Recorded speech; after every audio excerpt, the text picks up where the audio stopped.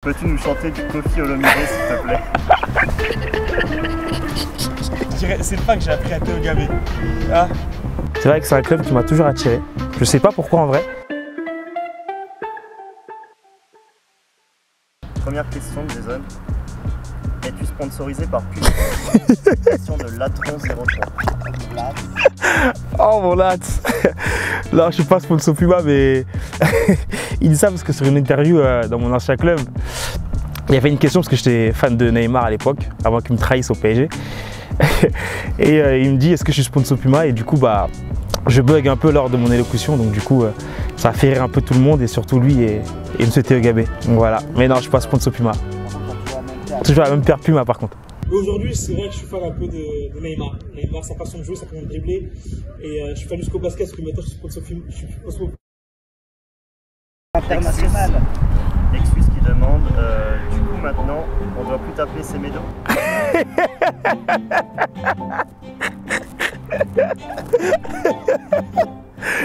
Elle est sympa celle-là. Ah ouais. Oh, fou, il remonte l'excuse. Bah, c'était à une certaine époque où je jouais, de base je suis excentré et il m'est arrivé plusieurs fois de jouer latéral et je prenais beaucoup mon couloir. Et ce surnom il est arrivé quand j'étais à Sotteville, puis à Dieppe où j'ai joué latéral droit voire piston. Et donc du coup j'étais un piston ou latéral droit assez offensif, donc du coup c'est le surnom qui est ressorti, c'est Bédo. Mais je préfère quand même devant. Tonnerre de Yaoundé, peux-tu nous chanter du Kofi Olomide s'il te plaît?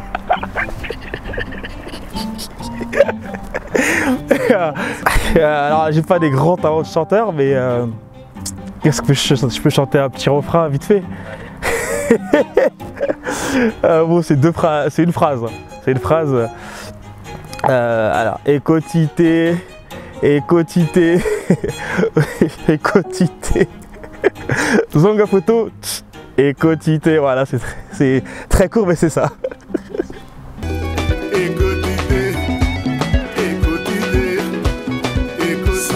Carlito H27. Comment tu as réussi à devenir l'élément clé des 4 Fantastiques? Oh là là. Non, je dirais pas que je suis l'élément clé des 4 Fantastiques parce que ce serait mentir. Je pense que offensivement, on a eu une première partie où c'était compliqué pour se trouver parce que comme on le sait, on a un groupe où il y a beaucoup de nouveaux. Offensivement, je pense sur les 4 qu'ils appellent les 4 offensifs entre guillemets, on est 2 nouveaux avec Erwan et moi-même, et avec Hugo et Pat on arrive à se trouver, mais c'est pas un travail on va dire que de nous 4, c'est un travail aussi fait via la vidéo mais aussi avec le collectif. Et je pense qu'au fur et à mesure des matchs, au fur et à mesure des minutes disputées ensemble, bah, on a cette facilité à se trouver. Mais réduire ça à 4 fantastiques, je trouve ça un peu limité parce qu'au final, offensivement, déjà, il y a le collectif qui fait que ça nous permet de libérer des espaces et être à la finition. Mais derrière, il y a aussi Franck, il y a aussi Thomas, il y a aussi Rassou. Enfin, il y a beaucoup d'offensifs qu'il faut compter et je pense que ça ne se réduit pas à 4 personnes, plus à un collectif. Moussa, tu demandes ton attaquant modèle. Non, je ne dirais pas que j'ai un attaquant modèle parce que j'aime bien regarder plusieurs joueurs. Pardon.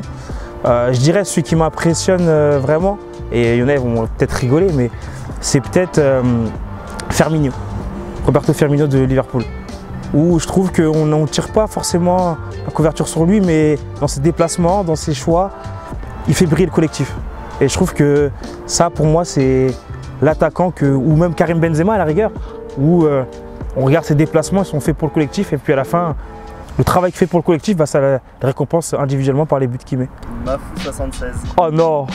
Oh non. Question simple. Quel métier aimerais-tu faire par la suite? C'est quelque chose que j'ai réfléchi depuis un moment déjà. Parce qu'on va pas se mentir, le foot c'est bien. Tant qu'on peut y vivre, c'est bien. On est des chanceux. Il faut savoir profiter de ces moments-là. Mais je pense qu'après, je me dirigerai vers une carrière d'entraîneur, je pense. Je passerai mes diplômes, et à côté de ça, avec mon frère, on essaie d'ouvrir quelque chose pour travailler en famille. C'est un peu le but qu'on s'est lancé tous les deux depuis très longtemps. Mais je pense que dans un premier temps, je me lancerai dans une carrière d'entraîneur parce que c'est tout ce que j'ai toujours fait ça à côté de mes années de foot. C'est un truc qui m'attire.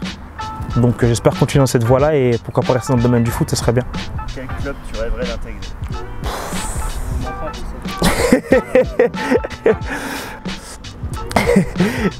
C'est marrant parce que il y a un ami à moi qui me charrie beaucoup, Théo, qui me dit je sais où tu vas aller, je sais où tu vas aller. C'est vrai qu'il y a un club qui m'attire, mais en soi c'est pas un super grand club, c'est l'AS Cannes, où c'est vrai que c'est un club qui m'a toujours attiré. Je sais pas pourquoi en vrai, mais j'ai un ami qui a joué là-bas, qui m'en a parlé et c'est un très bon club apparemment, du point de vue extérieur encore une fois. Donc ouais, c'est un club qui pourrait m'attirer. Je te demande quel est ton joueur modèle? Pour être franc, le joueur qui m'a vraiment fait aimer le football, il y en a deux. Il y en a un que j'ai vu jouer en direct et il y en a un que j'ai vu des vidéos. Le premier, c'est Ronaldinho, où lui vraiment il m'a fait aimer le football d'une différente façon qu'on peut regarder aujourd'hui. Aujourd'hui, il est beaucoup dans les stats, dans les performances où il faut marquer des buts, faire des passes, Et je trouvais que ce football avec Ronaldinho, c'était plus spectaculaire. Et ça, j'ai adoré ça. Et c'est ce qui m'a donné vraiment envie de vivre ses émotions sur le terrain. Parce que son geste, sa façon de se déplacer, ou même la façon dont il éliminait des adversaires, c'était juste incroyable. Et le deuxième joueur, c'est George Weah. Alors, typiquement le joueur africain qui me fait rêver dans le sens où il a tout fait. Il a tout fait et c'est l'un des seuls joueurs africains qui a eu le ballon d'or, donc il faut lui remettre ça, c'est important. Posé par ton ami Théo qui est avec nous. Quel joueur t'a le plus impressionné, contre qui tu as joué et avec qui tu as joué? Contre qui j'ai joué, il y en a deux. Il y en a deux vraiment où... Ouais, il y en a deux qui m'ont impressionné. C'est... il jouait à QRM, j'ai oublié son prénom. Si, Toafilem. Toafilem, ouais.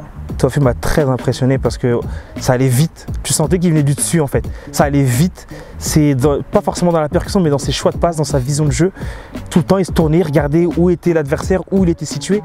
Et je trouve que ça, c'est vraiment le haut niveau. Et je pense que ça, c'est un cap à franchir pour les joueurs de N3, N2, où la prise d'infos fait toute la différence. Et je pense qu'il a montré lors de ce match-là qu'il n'avait pas le niveau à l'époque N3. Et ça s'est vu par rapport à sa carrière. Et le deuxième joueur, je dirais, alors je ne connais pas son prénom. Je ne connais pas son prénom, c'est quand on est parti jouer à... Ah si, c'est Barcola, pardon. Quand on est parti jouer à Lyon cette année. Très jeune, très vif. Dans ses prises de balles, ça allait vite. C'était percutant. Et j'ai trouvé ça très fort pour son âge. Avec qui j'ai joué c'est Miguel Goncalves. Justement, c'est lui qui a signé à Cannes. Je dirais que lui, sa mentalité de guerrier, c'était un défenseur central, c'était à passer sur heure. Il avait une mentalité de guerrier qui m'impressionnait. C'était un soldat, un vrai. Dans toutes les circonstances, il était là, il était présent. C'était impressionnant dans la charge de travail à l'entraînement et aussi, on va dire, le travail de l'ombre. C'était surtout ça qui m'impressionnait, c'est qu'il ne se relâchait jamais. Et ça, j'ai trouvé ça impressionnant pour un joueur de N2 qui est aspiré à aller plus haut. Je pense que c'est par là que ça passe. Il y a ce que tu fais sur le terrain et aussi ce que tu fais en dehors. Et c'est très important. Et après, il y en a un que j'aime bien aussi, mais je ne vais pas lui dire parce qu'il va prendre la grosse tête. C'est Théo Gabé qui est pas mauvais, mais bon, faut pas lui dire sinon il prend la grosse tête après. Encore un dernier truc. Jason, c'est quelqu'un qui est pétri de talent. À part le football, c'est un très bon danseur. Il le montre très souvent dans le vestiaire et j'aimerais que tu nous fasses ton plus beau pas de danse. S'il te plaît. Ah, tu sais que ma mère elle me tue toi. Oh là là, danser comme ça là.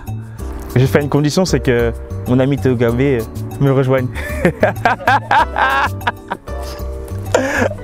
Mon interview. Bah oui, je peux le faire. Ah ouais, je sais même pas. Je dirais, c'est pas que j'ai appris à Théo Gabé. Ah. C'est pas que j'ai appris à Théo Gabé, mais il a du mal à le maîtriser. Merci. Non, je ne le maîtrise pas. Voilà, c'est bon. Pour tenter de gagner cette casquette FCG, commente je participe et abonne-toi. Add it up.